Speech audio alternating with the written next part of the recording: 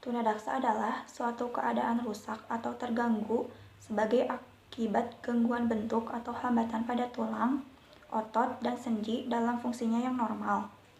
Dapat disebabkan oleh penyakit, kecelakaan, atau dapat juga disebabkan oleh pembawaan sejak lahir. Istilah tunadaksa merupakan istilah lain dari cacat fisik. Lalu, pengertian anak tunadaksa adalah anak penyandang cacat jasmani yang terlihat pada kelainan bentuk tulang, otot, sendi, dan sarafnya.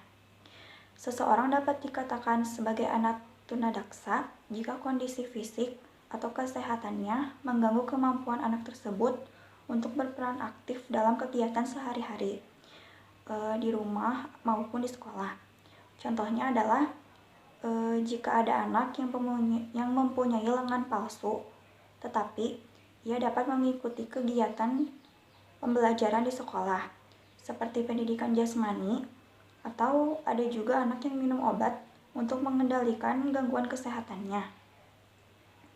Namun, jika kondisi fisiknya tidak mampu memegang pena atau alat tulis, atau juga anak sakit-sakitan yang penyakitnya sering kambuh, sehingga tidak dapat bersekolah secara rutin, maka anak itu termasuk penyandang tunadaksa.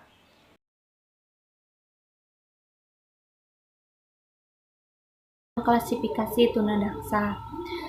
Salah satunya ada tunadaksa ortopedi. Tunadaksa ortopedi adalah tunadaksa yang mengalami kelainan pada tulang, otot, maupun sendi, baik yang diturunkan sejak lahir maupun akibat penyakit atau kecelakaan. Misalnya, ada salah seorang anak yang pas kecilnya mengalami demam tinggi.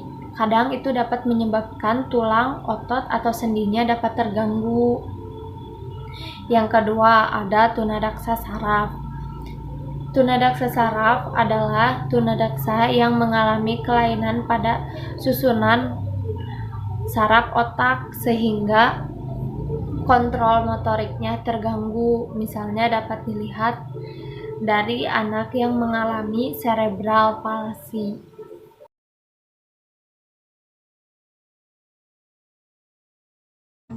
Anak tunadaksa secara fisik. Biasanya, selain mengalami cacat tubuh, cenderung juga mengalami gangguan lain seperti sakit gigi, kurangnya daya pendengaran, penglihatan, dan gangguan bicara. Kelainan tambahan itu juga banyak dialami oleh anak tunadaksa yang sistem cerebral. Gangguan bicara disebabkan oleh kelainan motorik alat bicara seperti lidah, bibir, dan rahang, sehingga mengganggu pembentukan artikulasi yang benar.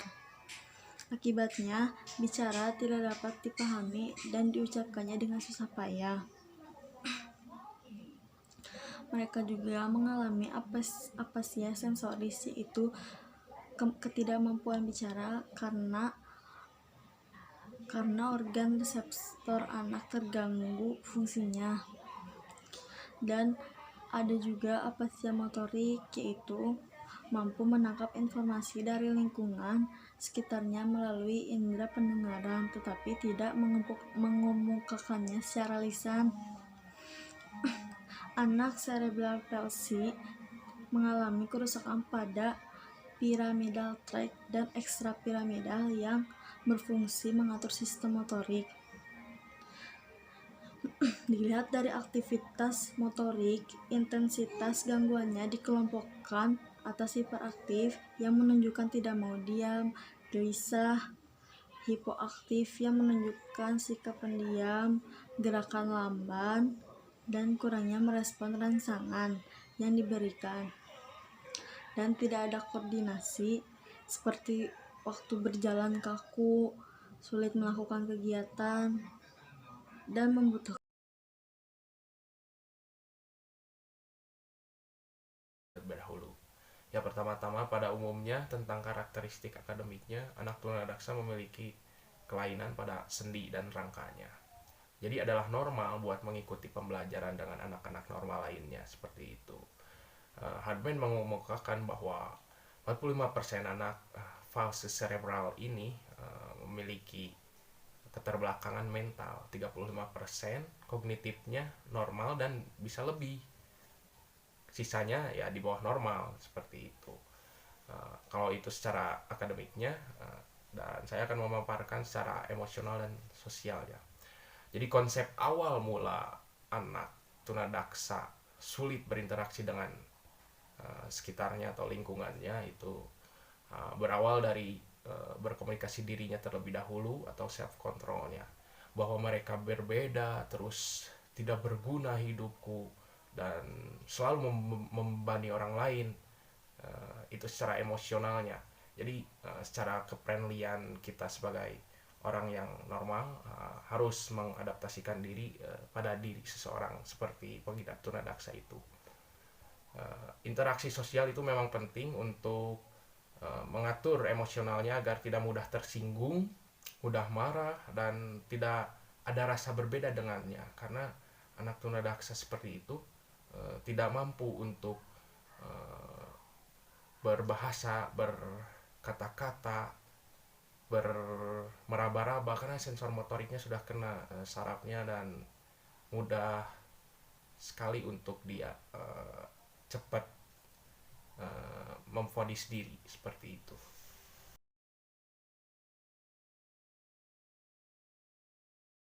Tunadaksa dapat terjadi karena kerusakan otak dan kerusakan otot. Kerusakan ini terjadi pada saat sebelum kelahiran, saat kelahiran, dan setelah kelahiran. Pada saat sebelum kelahiran, janin masih berada di dalam kandungan. Contohnya yaitu penyakit yang menyerang ibu hamil sehingga mengakibatkan janin terganggu dan mengalami kerusakan otak. Ibu yang sedang hamil terkena radiasi. Ibu yang sedang hamil juga tidak boleh mengalami trauma yang sangat berat karena itu dapat mengakibatkan terganggunya pembentukan sel saraf pusat.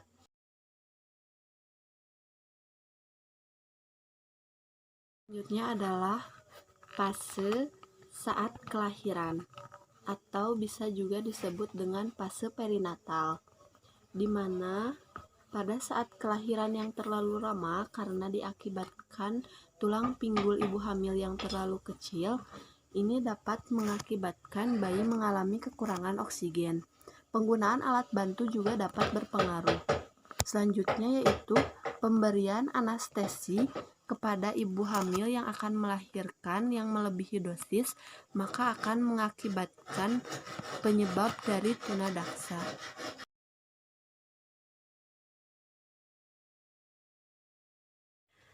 Pada saat setelah kelahiran atau fase postnatal adalah di mana bayi mulai pada masa perkembangan otak pada usia 5 tahun. Hal yang dapat menyebabkan tunadaksa yaitu kecelakaan sehingga mengakibatkan trauma. Kecelakaan tersebut mengakibatkan terbentuknya kepala dan mengakibatkan kerusakan otak, atau kecelakaan yang mengakibatkan sel otot terganggu.